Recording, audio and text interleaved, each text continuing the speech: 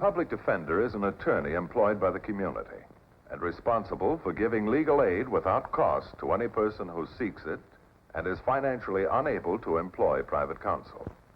It is his duty to defend those accused of crime until the issue is decided in the court of law. The first public defender's office in the United States was opened in January 1913. Over the years, other offices were opened. And today, that handful has grown to a network of lawyers cooperating to protect the rights of our clients. Our faith in human nature is often put to the acid test. My job and I were put to such a test in the case of the People versus William Evans. Bill and Madge Evans were the kind of young couple you and I would like to have for neighbors. Happily married, friendly, and helpful, they were well thought of in the community. Bill had a steady job with a good future, assistant to the manager of a flourishing construction firm. You'd never think of Bill as the kind of man capable of committing a felony. How you doing, hon? Terrible. Whenever the first of the month comes around with all those bills, I want to run somewhere and hide. If you don't learn to stick to a budget, you may have to. Say, honey, there's a good show around the corner. How about it? It's that Western you're talking about. You can count me out. Oh, come on, baby. Be a good sport. Buy you some popcorn. No sale. When we got married, you promised I wouldn't have to watch Westerns or wrestling matches. And you promised to love, honor, and obey. Love and honor I do, but obey was stricken from the marriage ceremony. Why don't you go alone? You trust me out alone at night? When I stop trusting you, I'll stop being your wife. I'll tell you what, you find a good love story and I'll go with you. I know a pretty good love story right here. You know something? After 5 years of this, I consider myself a pretty fortunate guy. You cook well, you're fairly bright, and you're even pretty. But I can't count. Oh, Bill, I give up. I can't make these figures balance. You never could. Honey, you wanted to take care of the money. Well, you've been doing it for 3 months now. Don't you think it's time I took over again? Well, if you think so. I know so. Do you realize we overdrawn the other day? But I can't. We have a joint checking account, remember? You mean I wrote too many checks? That's what the bank tells me. Bill, I'm sorry, but it won't happen again. Promise. We'll skip it now. You expecting somebody? No. I'll get it. Mr. Evans? Yeah, I'm Bill Evans. Sergeant Riker, Police Department. What can I do for you? You'll have to come downtown with me to headquarters. Tonight? I'm afraid so, ma'am. Well, what for? You'll find out when you get there. But... Ready? Let's go. I'll go with you. No, look. I haven't shot anybody for a week now. I won't be long. Sergeant? So long, kid.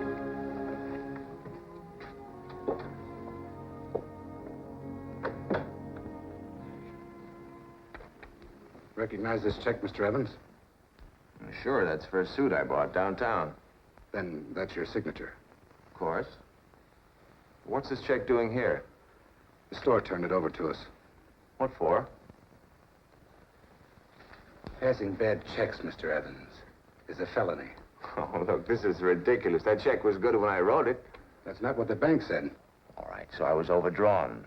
When I bought the suit, the check was covered, but that was a month ago. For some reason, they didn't put it through, and when they did the other day, I was short. I'll straighten it out right now. I'm afraid that's not the point. Well, look here, Sergeant. These things do happen, you know. My wife and I, we have a joint account. She's poor at figures. Forgets to keep track. This check look familiar to you? Never saw it before in my life. How about this one? No. Recognize any of them? No, why should I? They're all signed by people I never heard of. The signatures are very similar to yours. What do you mean? We have reason to believe that these checks were written by the same person, and that you're that person. What is this? Some kind of a joke? Please don't joke, Evans. I'll have to hold you for further questioning. On what grounds? Forgery and passing bad checks. Wait a minute. This is some kind of a crazy mistake. I don't have anything to do with this. I've got a good job. I've got no reason to do anything like this. You'll have your chance to explain.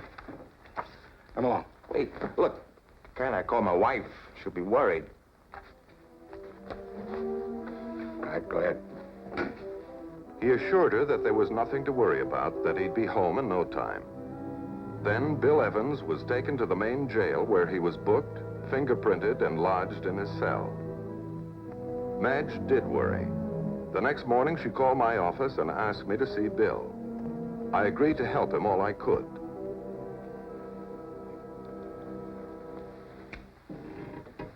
I appreciate your interest, Mr. Matthews, but I think you're making too much of all this. I really don't need a lawyer. Forgery's a serious charge. I haven't been charged with it yet. The whole thing is such an obvious mistake, they're bound to find out. I'm not worried. I'm innocent. The evidence looks pretty conclusive. Conclusive of what?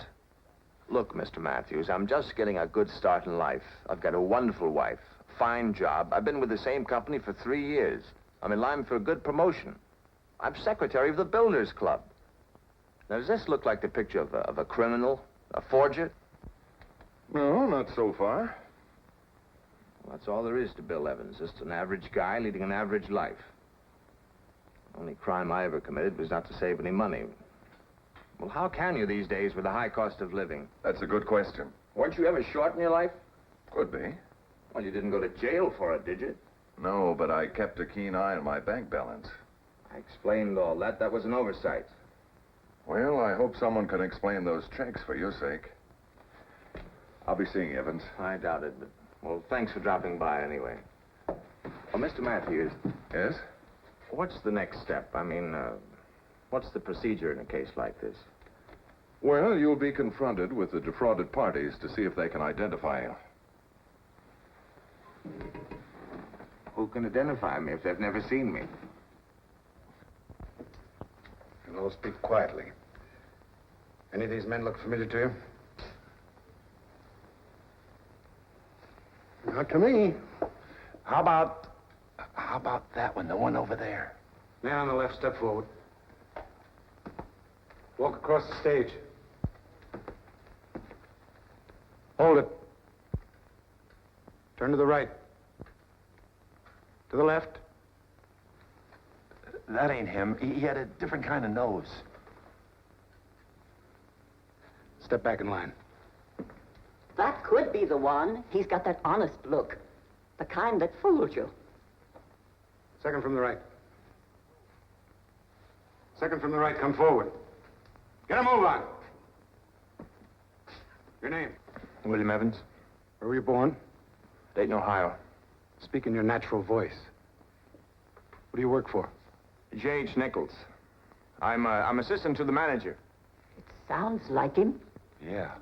Know something? When he passed that bum check, he had the nerve even to argue about the price. I think that's your man. What makes you so sure? Well, he looks like him, he walks like him, and he acts just as cocky. Any of the rest of you recognize him? What about you? Well, I don't know. Guy who came to me wore a hat. Get him a hat. Put it on. Could be. I think that's him. That's him, all right. The hat does it. I'm sure of it. I told you he's the guy. Knew it all the time. That's not true. Okay, mark him. He's been made. That's a lie. I tell you, I haven't done anything. I'm innocent. What do you want from me? I'm innocent. Well, that's that. Thanks, folks. You'll be hearing from us. How many years will he get? First, he has to be tried, ma'am. Then if he's found guilty, he can get up to 14 years. Good. Any man that steals from a poor, defenseless woman deserves all of that. Day Evans was arraigned and a complaint was issued. The charge, forgery and passing a check without sufficient funds, each a felony. Upon his request, the court assigned me to his case. I contacted the police, secured the files and reviewed the evidence, and then saw Bill. You've got to do something, Mr. Matthews. You've got to get me out of here. I'll try. I've told you I'm innocent. Don't you believe me? I'd like to believe you, You Bill. think I'm guilty just because one man identified me. Well, that's no proof. I agree, but when he's backed up by 13 others, What are you talking about? you were identified by 14 witnesses. That's It's insane. They've made a mistake. I don't know how All or why. 14 of them? Yes, all 14. Bill, I want to help you, but you've got to tell me the truth. It's our job to defend you. If you're guilty... But I'm not guilty, I tell you. This whole thing is like a nightmare, and I can't wake up. Won't you help me? Please. You've got to help me. All right, Bill. We'll talk about it later. Right now, there's somebody who'd like to see you.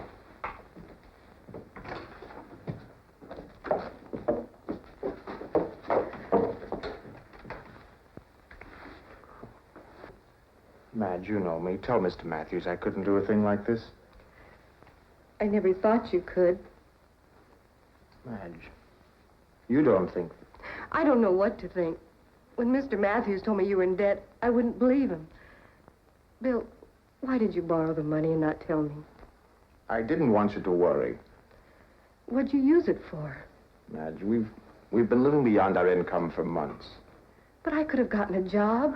We would have managed. I didn't want you to work. I would have rather worked than see you in prison. Bill, if you did this, I'd advise you to admit it and plead guilty. You'll get a lighter sentence. Listen to Mr. Matthews, please. He's a fine lawyer. He knows what's best. Wait a minute. This is ridiculous. How can I make you believe me? Please, Bill, I want you back home. I can't bear to think of you spending years behind prison bars.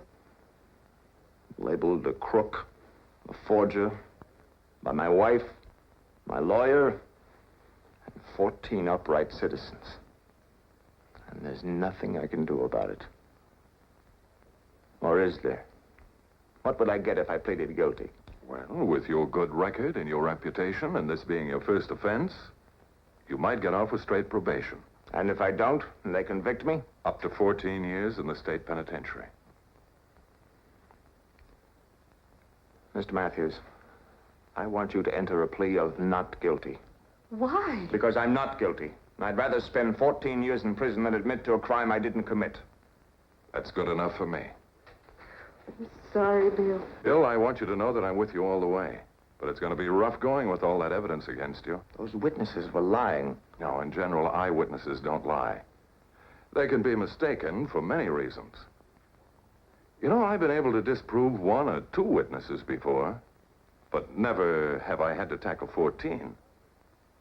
Well, it won't hurt to try. As I prepared my case, I was well aware that the chances of an acquittal were slim. The best I could do was to prove the defendant's unquestionable honesty and background, line up character witnesses, and re-examine every detail. I also enlisted the services of Don Hamilton, handwriting expert from the police department. My talk with him gave me some hope. I wish I could be more specific, but I've checked and rechecked these handwriting samples, and the best I can say is there's reasonable doubt. I see. Look, Don, you and I have worked together many times trying to untangle the maze of circumstantial evidence. We sure have. You know how I feel about this case. I'm convinced that my boy is clean. Now, off the record, what do you think? Unless he's one of the cleverest forgers I've seen, my guess is he's innocent. And I'm perfectly willing to say so in court. But that's an opinion, remember? Yeah, I know. Admissible as evidence, but qualified as opinion only when the judge instructs the jury. Bill Evans isn't being tried right at this moment. Between the two of us, we'll turn something up yet. Like the 14 witnesses who identified my client? That's incredible. Well, it's not the first time the wrong man has been pegged. There are dozens of cases where witness after witness got on the stand and swore an innocent man into prison. And in all sincerity.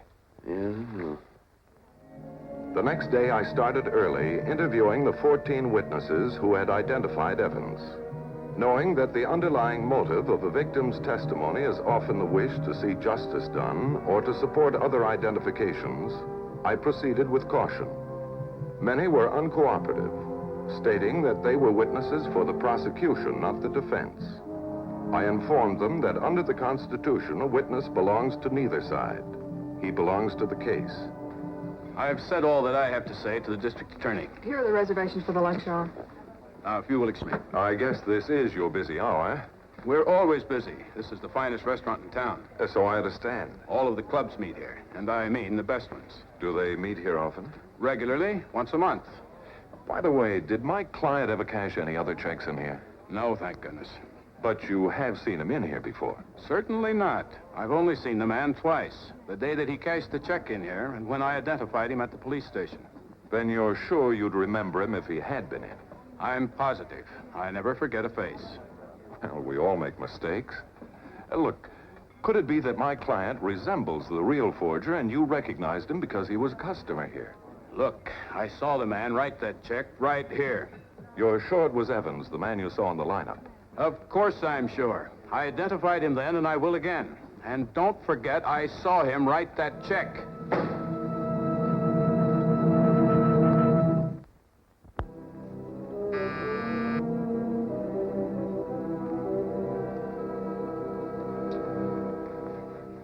Yes? Miss Biggs to see you, Mr. Matthews. Who? Miss Biggs. Oh, certainly. Send her right in.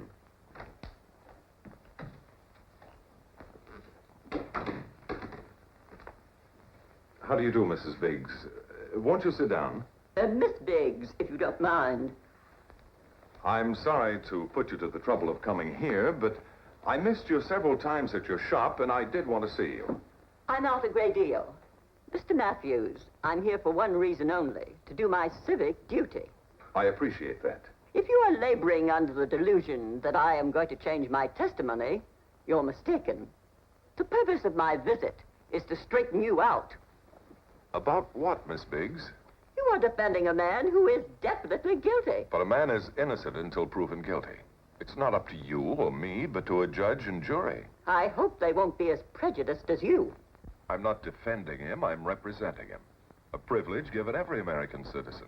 It's a waste of taxpayers' money hiring people like you to help the guilty escape punishment. Miss Biggs, you were very positive in your identification of my client. Do you think you could identify him again? Oh, what a ridiculous question. Of course. Very well. Now, which one of these men is William Evans? That one. James W. Conroy. Age 32, height 5 feet 10, weight 160 pounds, color white. Now serving sentence at the state penitentiary. Oh, well, all these pictures confuse me. I tell you, it was Evans I saw in the lineup. And I could tell him again if I'd see him face to face.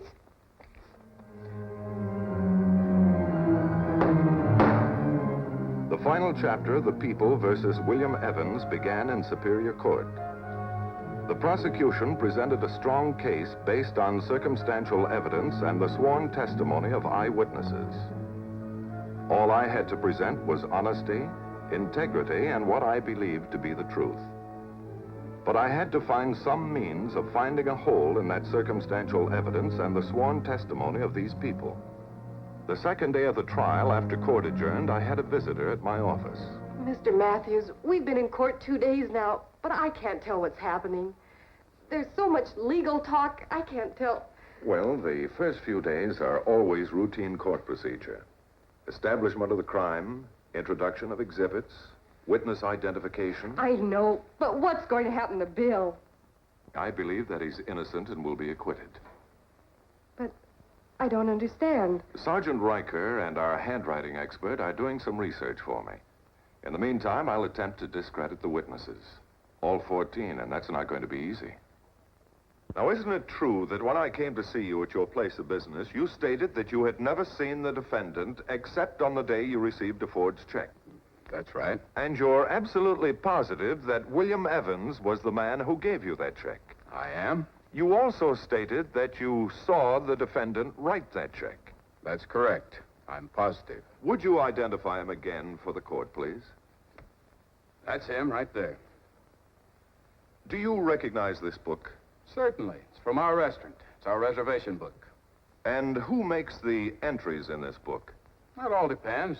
Sometimes I do, sometimes the person making the reservation. The Builders Club meets at your restaurant for their monthly luncheon? Yes? Would you be good enough to find one or two places where the club entered reservations and say who made them?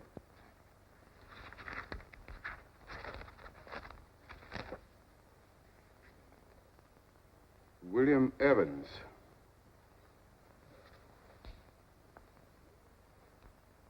William Evans. He did. Now I remember where I'd seen him before, making these reservations. Well, I guess he didn't write that check after all. It must have been somebody else. What do you think? But I would have sworn he was a man. Could you believe it, Beaver? What do you think? Court recess for lunch. I had made progress, but the case was far from won. Then I received a message to contact Sergeant Riker. Hi, Riker. Hello, Tim. Bart. Hello, Ed. Riker picked up a forgery suspect and caught him red-handed. His handwriting tallies identically with the forged check Evans is on trial for. Name's Geller. Made a full confession. In fact, he's signing it now. Thanks, Ed. You know, each time I handle a case of mistaken identity, I wonder why I ever became a lawyer. I'll need this man in court. Will you clear it with the chief? Sure thing. Thanks. Now, Miss Biggs, you have previously identified William Evans as the man who gave you that check. That's right. I never forget a face. Never. Not when I can see him face to face. Will you point him out to the court, please? He's sitting right there at that table. Now, Miss Biggs, will you look around the courtroom and tell us if you see any other person who might be the man who gave you that check? I certainly don't. I tell you, that's the man right there. If it please the court, I would like permission to ask William Evans and Jack Geller to step up to the bench. Granted. Will William Evans and Jack Geller step up to the bench, please? Miss Biggs, look at these two men carefully. Now, are you still sure of your identification? I could be mistaken. Your Honor, members of the jury, the man standing next to the defendant is Jack Geller. He has confessed to the charges for which William Evans is on trial. Your Honor, I move for the acquittal of my client. The defendant is found not guilty, and it is ordered that he be released from custody.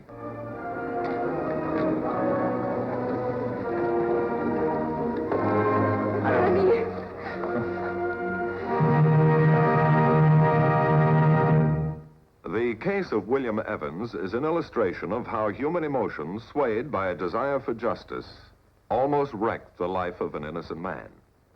Now, it seems incredible that 14 perfectly honest citizens could have been so sure and so wrong. You have just seen was brought to a fair and just conclusion through the efforts of a public defender.